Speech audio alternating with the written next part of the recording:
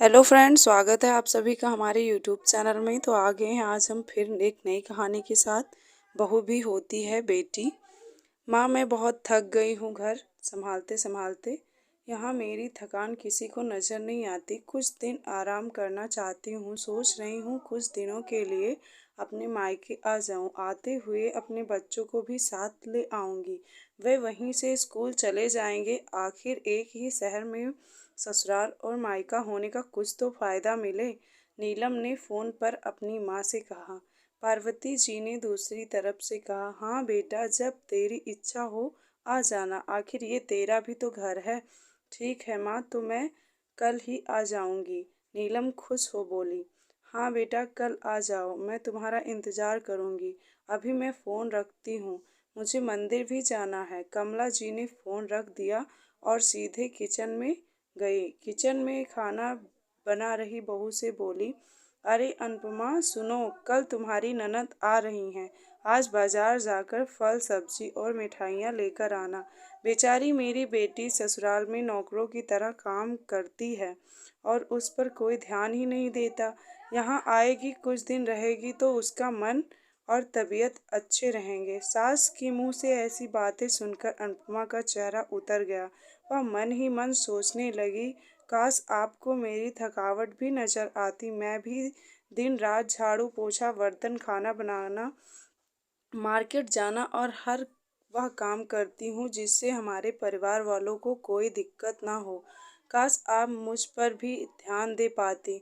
आपकी बेटी तो जब मन में आता है तब यहाँ आ जाती है, लेकिन मैं साल में एक बार ही अपनी माँ के पास जाती हूँ। तब भी आपको प्रॉब्लम होती है। मैं भी इंसान हूँ, मेरा भी मन है।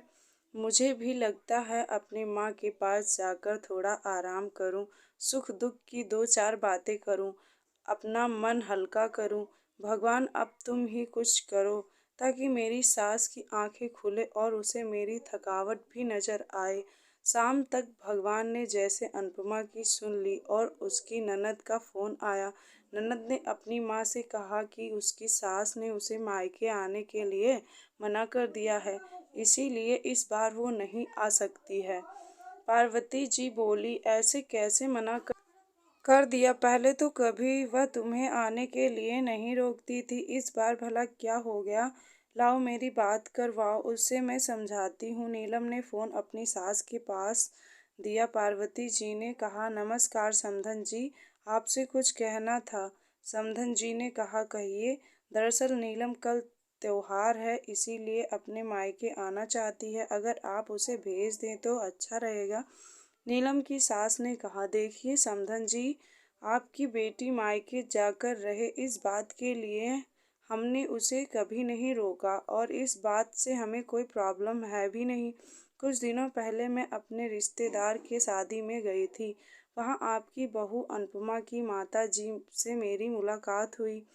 उनसे गपशप करने के दौरान उनकी बातों से पता चला कि अनुपमा को साल में एक ही बार आप मायके जाने देती हैं और वह भी बहुत कम समय के लिए। मुझे लगता है आपको पहले अनुपमा को उसके मायके भेज देना चाहिए और वह जब मायके होकर आ जाएगी तो मैं नीलम को आपके पास भेज दूंगी। एक बहुत ज़रूरी बात जो मुझे लगता है आपको समझ लेनी चाहिए कि आपको अपनी बहू को भी बेटी की तरह या बेटी से भी ज़्यादा प्यार देना चाहिए। उसे भी मायके जाने की इच्छा होती होगी। हो सकता है नीलम के वहाँ आने से उसकी आवभगता करने के लिए आप उसे उसके मायके नहीं भेजती होंगी, या फिर वह आपसे कुछ कहने से कभी डरती हो। अगर आप उसको घर में ही कैद रखेंगी तो एक दिन ऐसा आएगा जब वह आपके खिलाफ बोलने लगेगी। फिर वह आपकी सुनेगी भी नहीं और जब चाहे तब अपने मायके जाएगी। ऐसी परिस्थिति आए, इससे अच्छा है कि आप ही कुछ बदलाव अमल में ले आइए जिससे आपका रिश्ता और रिश्ते की मिठास खराब न हो। पार्वती को अपने समधन के हर एक शब्द में सच्चाई नजर आई। उन्हें महसूस हुआ कि उन्होंने अपनी बेटी के प्यार में अंधे होकर कभी भी अपनी बहू के मन का विचार नहीं किया। उन्होंने हमेशा ही अपनी बेटी को अपनी बहू से ऊपर रखा। दूसरी तरफ नीलम भी अपनी भाभी के बारे में हो रही इस बातचीत को सुन रही थी। उसने भी रियलाइज किया कि वह कभी भी अपनी भाभी से साथ मीठे से बात भी नहीं करती और जब जब वह अपने मायके जाती है तो भाभी थोड़ी उदास रहती हैं। पार्वती जी ने अपनी बहू को बुलाया और उसे कहा कि अनुपमा कुछ दिनों के लिए नीलम नहीं आने वाली है, इसीलिए पहले तुम अपने मायके होकर आओ। यह सुनते ही अनुपमा का चेहरा खिल गया, क्योंकि यह पहली बार था जब उसकी सास ने सामने से उसे अपने मायके जाने के लिए कहा था। अगले दिन अनुपमा अपने मायके गई और इस बार एक दो दिन नहीं, पूरे हफ्ते भर रह कर आई। तो उसका चेहरा खिला हुआ था, उसकी आंखें चमक रही थी। अनुपमा के आने के बाद नीलम भी अपने मायके आई और इस बार वो खुद सामने से अपनी भाभी से खुशी खुशी मिली और अच्छे से बात की। नीलम अपनी माँ से बात करते उन्हें भी अच्छे से समझाने में मदद की कि वह कहीं न कहीं अनुपमा के साथ गलत व्यवहार कर रही थी। दूसरी तरफ अनुपमा अपने ससुराल वालों के बदले रवैया से बहुत खुशी थी। अब वह खुशी खुशी सबका ख्याल रखती और हर काम प्यार से करती।